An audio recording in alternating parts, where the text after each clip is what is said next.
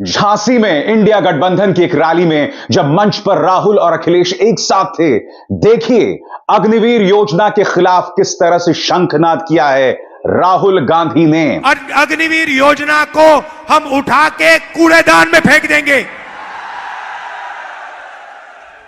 ये दो शहीद हमें नहीं चाहिए। एक शहीद को शहीद का दर्जा मिलेगा, दूसरे को शहीद का दर्जा नहीं मिलेगा। एक शहीद को पेंशन मिलेगी, दूसरे शहीद को पेंशन नहीं मिलेगी। एक शहीद के परिवार की रक्षा होगी, दूसरे शहीद के परिवार की रक्षा नहीं होगी। ये हमें नहीं चाहिए। अग्निवीर योजना को हम फाड़ के डस्टबिन में फेंकने जा रहे हैं। दोस्तों, अग्निवीर योजना के खिलाफ प्रियंका गांधी वाड्रा भी बोली हैं झांसी में, और झांसी के एक मंच पर राहुल और अखिलेश दोनों ने अपनी ताकत, अपनी साझा ताकत दिखाई है। सवाल यही किया जा रहा है कि जिस ऊर्जा के साथ प्रियंका गांधी वाड्रा कैंपेनिंग कर रही हैं, या जिस तरह की चुनौतियां अखिलेश यादव और राहुल गांधी दे रहे हैं प्रधानमंत्री नरेंद्र मोदी को, क्या हम उत्तर प्रदेश में एक चमत्कार देख सकते हैं? क्योंकि इस तरह की तस्वीरें पहले भी सामने उभर कर आई हैं, मगर नतीजा आपके सामने था। अब सवाल यह है कि जिस ऊर्जा के साथ अखिलेश, राहुल और प्रियंका गांधी वाड्रा कैंपेनिंग कर रहे हैं, क्या इसका असर जमीन पर दिखाई देगा? मगर जमीन पर कुछ तस्वीरें सामने उभर कर आ रही हैं।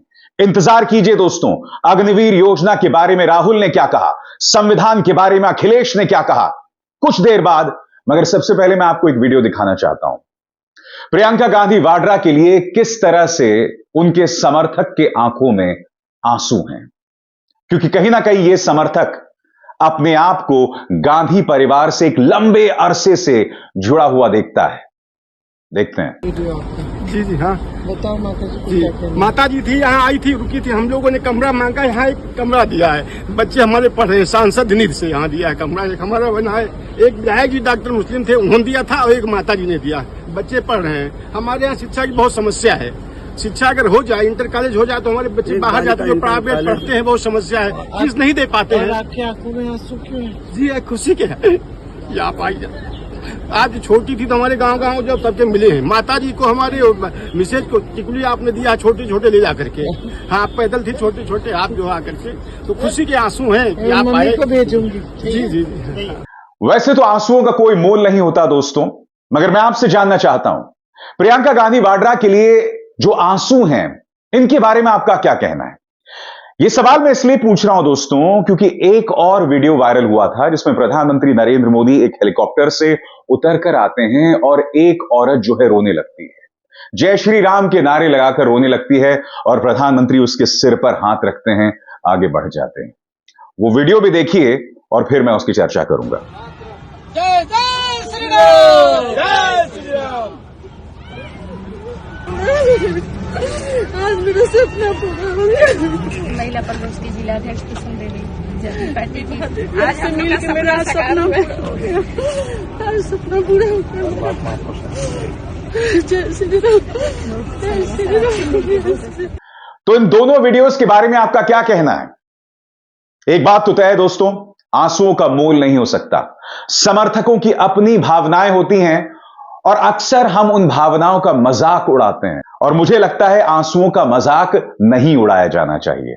और जैसे कि मैं लगातार कह रहा हूं, चाहे प्रियंका हो, अखिलेश हो या राहुल गांधी, पूरी ऊर्जा के साथ कैंपेनिंग कर रहे हैं।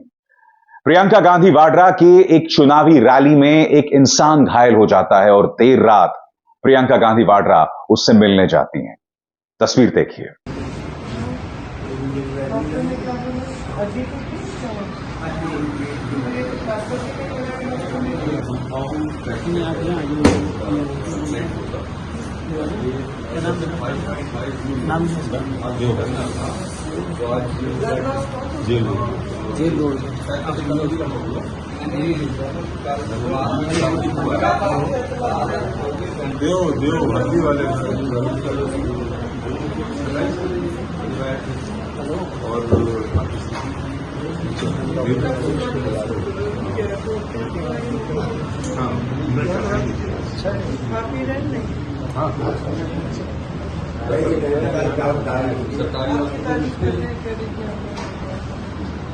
दाल चावल सब्जी के अलावा भी कट फ्रूट वगैरह ये सब दे सकते हैं। टाइम हुआ नहीं चला यहाँ मारता नहीं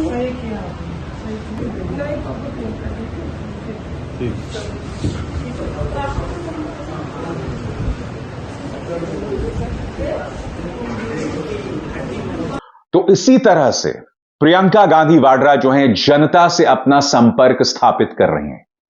उनका जो संपर्क है, उनका जो संवाद है, वो कहीं ज्यादा इंटरैक्टिव है। इंटरैक्टिव यानी कि अगर मैं भाषण दे रहा हूं तो आप भी पलट कर कुछ कहें और मैं आपके साथ संवाद करूं। इसी तरह का इंटरैक्शन प्रियंका गांधी और उनके वोटर के बीच और उनके समर्थक के बीच साफ तौर पर दिखाई दे रहा है।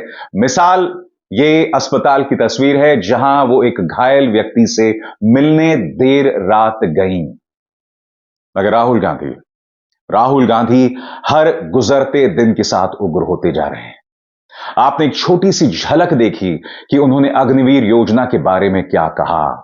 आइए, राहुल दहाड़ते हुए कहते हैं कि किस तरह से इस योजना का स्थान सिर्फ कूड़ेदान है। सुनते हैं। अग्निवीर की बात करना चाहता हूं।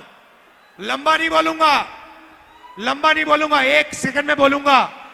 अग्निवीर योजना को हम उठा के कूड़ेदान में फेंक देंगे। ये 2 शहीद हमें नहीं चाहिए।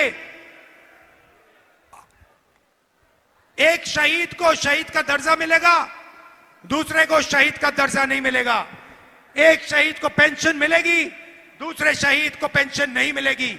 एक शहीद के परिवार की रक्षा होगी, दूसरे शहीद के परिवार की रक्षा नहीं होगी। ये हमें नहीं चाहिए।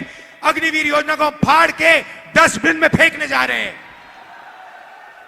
भाइयों और बहनों, ये योजना हिंदुस्तान की सेना को नहीं चाहिए। ये योजना नरेंद्र मोदी जी ने अदानी जी की मदद करने के लिए बनाई है। भाइयों और बहनों, यहां डिफेंस कॉरिडोर के लिए जमीन ली गई। आपको वायदा किया गया था कि यहां पे डिफेंस मैन्युफैक्चरिंग शुरू होगी, हुई नहीं। अदानी जैसे लोगों को जमीन दी, मगर यहां पे कुछ मैन्युफैक्चरिंग शुरू नहीं की, कोई फैक्ट्री शुरू नहीं की। आपका यहां पे नरेंद्र मोदी ने, अमित शाह ने बेवकूफ बनाया है। यह सच्चाई है भाइयों और बहनों। टेम्पो लिए घूम रहे हैं सारे बीजेपी के लोग। एयरपोर्ट पकड़ा दिए, रेलवेज बेच रहे हैं, इंफ्रास्ट्रक्चर दे दिया, डिफेंस इंडस्ट्री दे दी, सारा का सारा प्राइवेटाइज कर दिया, 22 अरबपतियों को दे दिया। आपको क्या मिला? हिंदुस्तान के युवाओं को क्या मिला? मुझे बताओ। और सिर्फ राहुल गांधी नहीं दोस्तों, उनकी बहन प्रियंका गांधी वाड्रा भी अग्निवीर योजना के खिलाफ अपनी बात पूरे दमखम के साथ रख रही हैं। बड़ा सवाल ये कि क्या इसका असर जनता पर पड़ेगा। सुनिए प्रियंका क्या कह रही हैं। आपके लिए कैसी स्कीम लाई मोदी की सरकार, मोदी जी की सरकार कैसी स्कीम लाई? अग्निवीर जैसी स्कीम लाई।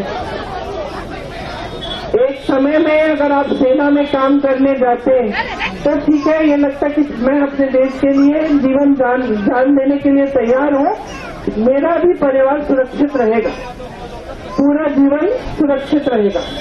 आज क्या है, जाओ सेना में 5 साल नौकरी करो, घर आ जाओ फिर से बेरोजगार।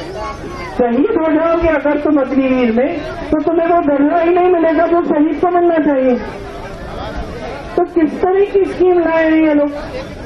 और उसी तरह से चाहे राहुल गांधी हो या अखिलेश यादव, दोनों कह रहे हैं कि यह लड़ाई संविधान की है, क्योंकि अगर भाजपा ये चुनाव जीत जाती है तो संविधान खत्म हो जाएगा। और उनकी इन बातों में वजन है। हम देख रहे हैं कि लगातार आधा दर्जन से ज्यादा भाजपा नेता ये कह चुके हैं कि अगर हमें 400 सीटें मिली तो हम संविधान बदल देंगे। प्रधानमंत्री नरेंद्र मोदी ने अभी तक उन नेताओं को फटकार नहीं लगाई। सुनिए अखिलेश संविधान के महत्व पर क्या कहते हैं। आज बताओ, बीजेपी की सरकार में लूट हो रही है कि नहीं हो रही है? इनकी हर बात झूठी निकली कि नहीं निकली? इनका हर वादा झूठा निकला कि नहीं निकला? ये जो मन की बात करते हैं मनमर्जी लोग, ये जो मनमर्जी लोग मन की बात करते हैं, इन्हें संविधान की बात सुननी पड़ेगी। इसलिए ये चुनाव समुद्र मंथन की तरह संविधान मंथन का भी है। एक तरफ वो लोग हैं जो संविधान को बदलना चाहते हैं और दूसरी तरफ वो लोग हैं जो संविधान को बचाना चाहते हैं। बचाओगे संविधान? बताओ, संविधान बचाओगे कि नहीं बचाओगे? और इधर में जब झांसी आया हूं, दिल्ली वालों की बड़ी बड़ी होर्डिंग मैंने देखी, दिल्ली वालों की, जो अपने आप को डबल इंजन की सरकार बोल रहे हैं। दिल्ली वाले, उनका एक इंजन पहले से ही गायब है। बताओ, ये दिल्ली वालों का, बीजेपी वालों का झांसी वाला इंजन खटारा है कि नहीं है? बताओ, इस खटारे इंजन को बदलोगे? राहुल भी कहते हैं कि इस देश की जनता को अगर कुछ मिला है तो संविधान की वजह से मिला है, और अगर आप बाबा साहब अंबेडकर के संविधान को खत्म कर देना चाहते हैं तो कहीं ना कहीं आप बाबा साहब अंबेडकर का अपमान कर रहे हैं। राहुल गांधी, ये लड़ाई जो है, इलेक्शन जो है, पहली बार ये इस संविधान को बचाने का इलेक्शन है। भाइयों और बहनों, जो भी आपको मिला है, गरीबों को, किसानों को, मजदूरों को, पिछड़ों को, दलितों को, आदिवासियों को, माइनॉरिटी को, गरीब जनरल कास्ट को, वो इस किताब ने आपको दिया है। इसके बिना हिंदुस्तान के गरीब लोग कहीं के नहीं रहेंगे। और जिस दिन ये चला गया, उस दिन आपकी जमीन का हक गया, रिजर्वेशन गया, पब्लिक सेक्टर गया, सारा का सारा चला जाएगा। इंडिया गठबंधन, अखिलेश जी और मैं, खारगे जी, इस संविधान की रक्षा कर रहे हैं। अंबेडकर जी की संविधान की, महात्मा गांधी की संविधान की, लोहिया जी की संविधान की। और बीजेपी, आरएसएस, नरेंद्र मोदी इस किताब को खत्म करना चाहते हैं, नष्ट करना चाहते हैं, फाड़ के फेंक देना चाहते हैं। और मैं उनसे कहना चाहता हूं, झांसी से रानी लक्ष्मीबाई की कर्म भूमि से कहना चाहता हूं कि इस संविधान को नरेंद्र मोदी छोड़ो, आरएसएस छोड़ो, दुनिया की कोई शक्ति नहीं खत्म कर सकती है। राहुल कहते हैं कि प्रधानमंत्री नरेंद्र मोदी यह दावा करते हैं कि देश की 80 करोड़ जनता को मुफ्त अनाज दे रहे हैं, मगर यह योजना और इसकी जड़ें कांग्रेस की योजनाओं में ही हैं। सुनिए राहुल किस तरह से प्रधानमंत्री नरेंद्र मोदी के सबसे अचूक हथियार पर राजनीतिक टिप्पणी करते हैं। हमारे मजदूर भाई, आशा और आंगनबाड़ी की महिलाएं, आज मनरेगा में 250 रुपए मिलता है, जून 400 रुपए हो जाएगा। आशा और आंगनबाड़ी महिलाओं को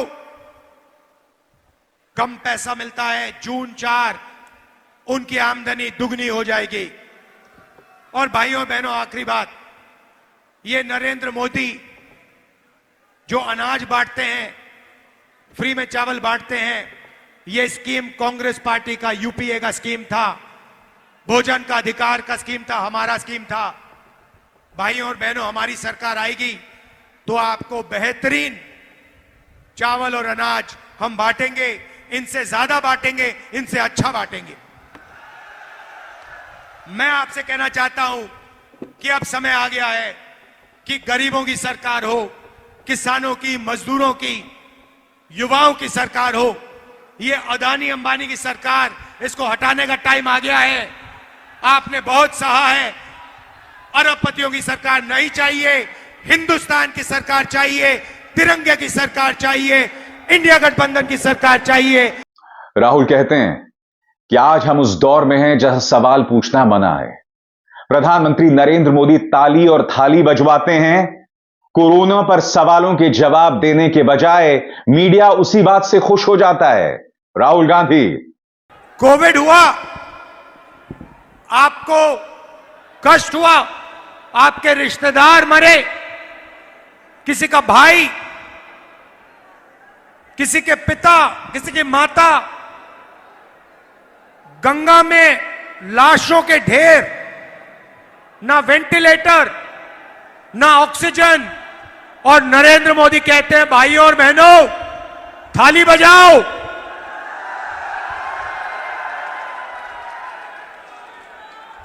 और मैंने इनको मीडिया के मित्र बोला, मगर ये हमारे नहीं है, ये अदानी के मित्र हैं, अंबानी के मित्र हैं। जब नरेंद्र मोदी कह रहे थे थाली बजाओ, मीडिया के लोग कह रहे थे वाह वाह वाह वाह, क्या कमाल की बात बोली प्रधानमंत्री ने। कोविड के बीच में नाच गाना हो रहा था, थाली बज रही थी, कोविड फैल रहा था, और हमारे मीडिया के लोग कह रहे थे देखो प्रधानमंत्री को देखो क्या मजेदार बात बोली है, थाली बजाओ भाइयों और बहनों, थाली बजाओ। जब थाली ने काम नहीं किया तो फिर प्रधानमंत्री कहते हैं भाइयों और बहनों मोबाइल फोन की लाइट जलाओ। तो यही इनका काम है, मोबाइल फोन की लाइट जलाओ,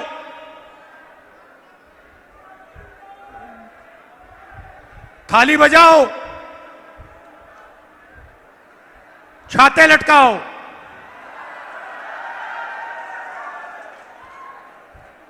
मगर भाइयों और बहनों, जब आपकी जमीन छीनने का टाइम आता है तो 1 सेकंड नहीं लगता इनको। 1 सेकंड में कोई ना कोई बहाना देके, डिफेंस कॉरिडोर, बीडा, ऐसा बहाना देकर आपके ध्यान को इधर उधर कर आपकी जमीन 2 मिनट में हड़प लेते हैं। सही दाम नहीं देते जमीन के लिए। यही बात अमेठी की एक रैली में प्रियंका गांधी वाड्रा कहती हैं कि एक जमाना था जब सवाल पूछे जा सकते थे, मगर आज सवाल पूछने पर आपको जेल में डाल दिया जाता है।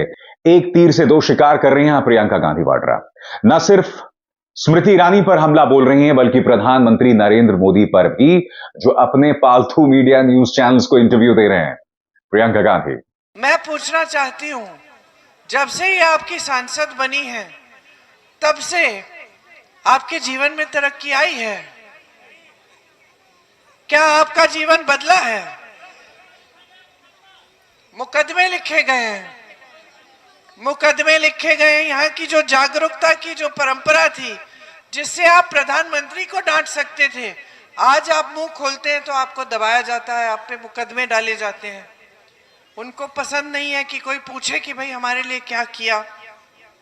रोजगार नहीं है, तमाम नौजवान बेरोजगार हैं, महिलाएं महंगाई का सामना नहीं कर पा रही हैं, दुकान जाती हैं आधी चीजें छोड़ के चली आती हैं, बच्चों का इलाज करना पड़ता है, घर में मरम्मत करनी पड़ती है, बच्चों की शिक्षा की फीस देनी पड़ती है, वर्दी खरीदनी पड़ती है, कुछ भी समस्या हो कहीं जाना पड़ता है त्योहार में, या त्योहार के लिए कुछ खरीदना है, पैसे नहीं है।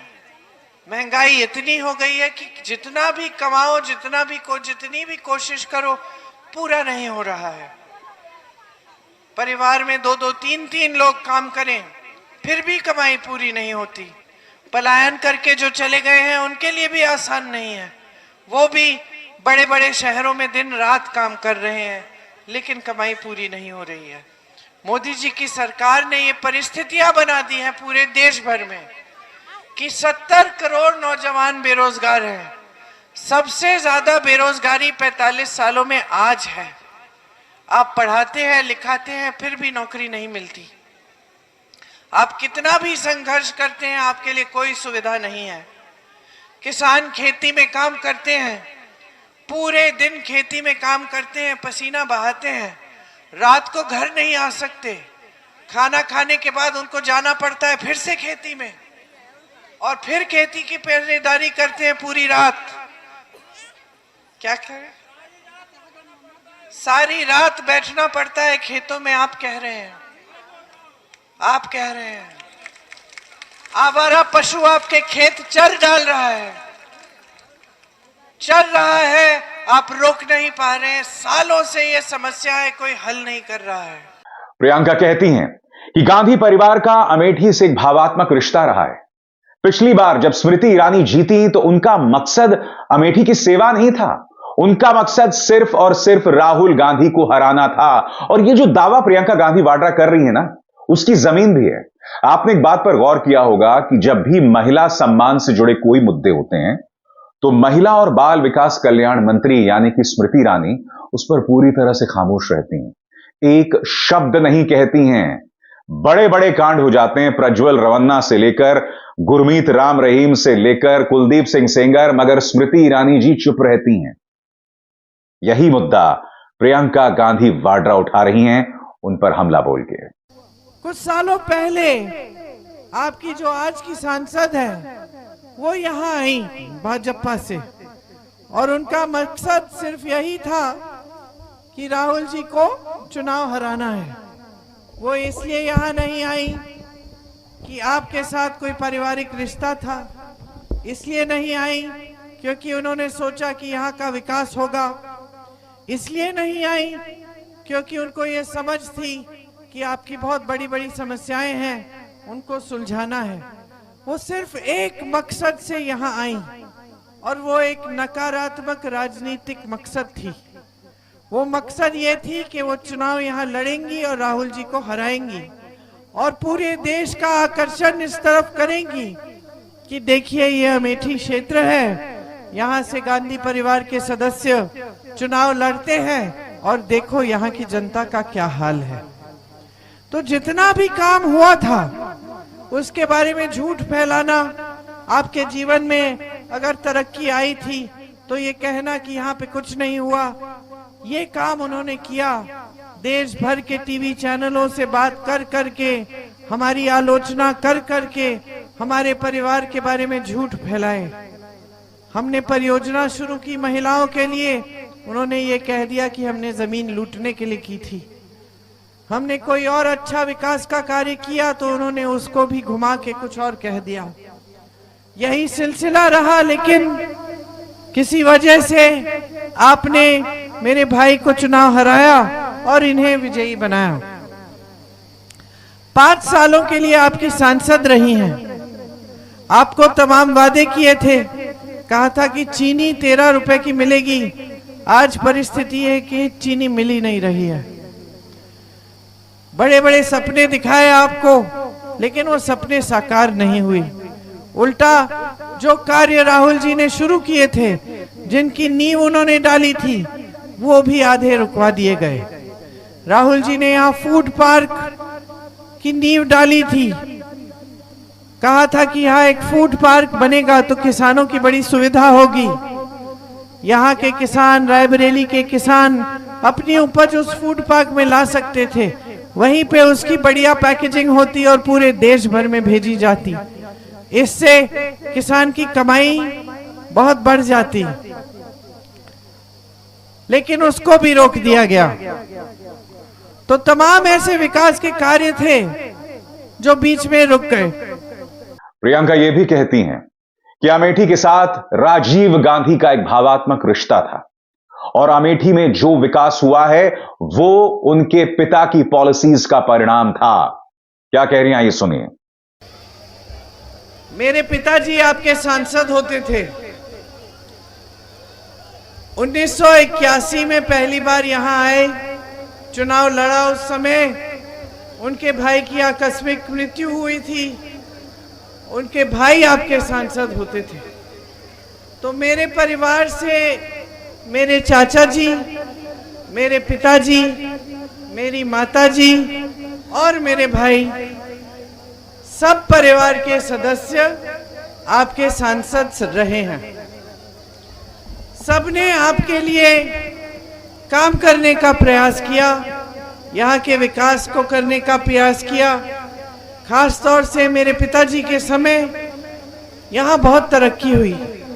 मैं हर मीटिंग में कहती हूँ कि जब मैं पहली बार यहाँ आई तब तमाम जमीन ऊसर थी। हम लोग देखते थे तो सफेद सफेद जमीन दिखती थी। आज जहां भी देखते हैं वहां हरियाली है। ये हरियाली अपने आप नहीं आई। ऊसर जमीन को सुधारने का कार्यक्रम मेरे पिताजी यहाँ लाए थे। यहाँ के सिंचाई के लिए नहरें, ट्यूबवेल, जितने भी साधन थे वो पिताजी यहाँ लाए। उसके बाद उन्होंने बहुत उद्योग खोले, BHEL, HAL, तमाम ऐसे उद्योग यहाँ खुले जिससे आपको सुविधा हुई और जिससे अमेठी की अर्थव्यवस्था मजबूत हुई। जितनी भी बड़ी सड़कें आज अमेठी को देश भर से जोड़ती हैं, जितनी हाईवे यहाँ से गुजरती हैं, वो सब मेरी माताजी के कार्यकाल में यहाँ बनी। सेल जैसी बड़ी बड़ी कंपनियां, उड़ान एकेडमी जैसी एकेडमियां, डिजाइन इंस्टीट्यूट जैसे इंस्टीट्यूट, संजय गांधी अस्पताल, ये सब मेरे परिवार के सदस्यों के कार्यकाल में यहाँ बने। दावे तो बहुत किए जा रहे हैं दोस्तों, मगर यकीनन अब जनता को फैसला करना है, क्योंकि जैसे जैसे चुनाव की तारीख करीब आएगी, अमेठी और रायबरेली दोनों जगहों पर भाजपा की जो गतिविधियां हैं वो बहुत तेज हो जाने वाली हैं। मैं आपको याद दिलाना चाहूंगा कन्नौज में क्या हुआ था। कन्नौज हो या फर्रुखाबाद, दोनों जगह पर समाजवादी पार्टी के जो समर्थक थे उन्हें वोट नहीं डाले जाने दिया जा रहा था, उन्हें रोका जा रहा था, और इसमें प्रशासन खुलकर सामने आया। पक्षपाती रवैया प्रशासन का हमने लगातार देखा। कन्नौज के अंदर किसी तरह से समाजवादी पार्टी के कार्यकर्ताओं ने बूथ टू बूथ जाकर, यानी बूथ से बूथ तक जाकर यह पूरी कोशिश की कि भाजपा अपनी मनमानी ना कर सके। मगर अब चुनौती अमेठी और रायबरेली के सामने है। सवाल यह कि क्या इसी तरह की चुनौती कांग्रेस के कार्यकर्ताओं को भाजपा के कार्यकर्ताओं के हाथ करनी पड़ेगी? क्योंकि हम कन्नौज में देख चुके हैं, फर्रुखाबाद में देख चुके हैं, संभल में देख चुके हैं। क्या वही हालात अमेठी और रायबरेली में होंगे? सवाल दोस्तों यही किया जा रहा है, और मैं दावे के साथ कह सकता हूं कि उस दिन जिस दिन वोट डाले जाएंगे अमेठी में, तो अमेठी में प्रियंका गांधी वाड्रा होंगी किशोरी लाल शर्मा के साथ, और उसी तरह से रायबरेली में राहुल गांधी को होना चाहिए। क्योंकि अगर वो उस दिन वहां मौजूद नहीं रहे तो यकीन मानिए दोस्तों, भारतीय जनता पार्टी जिसके लिए प्रशासन खुलकर काम कर रहा है, वो विपक्ष को रौंद देगा। अभिसार शर्मा को दीजिए इजाजत। नमस्कार। स्वतंत्र और आजाद पत्रकारिता का समर्थन कीजिए, सच में मेरा साथी बनिए। बहुत आसान है दोस्तों, इस ज्वाइन बटन को दबाइए और आपके सामने आएंगे ये 3 विकल्प, इनमें से एक चुनिए और सच के इस सफर में मेरा साथी बनिए।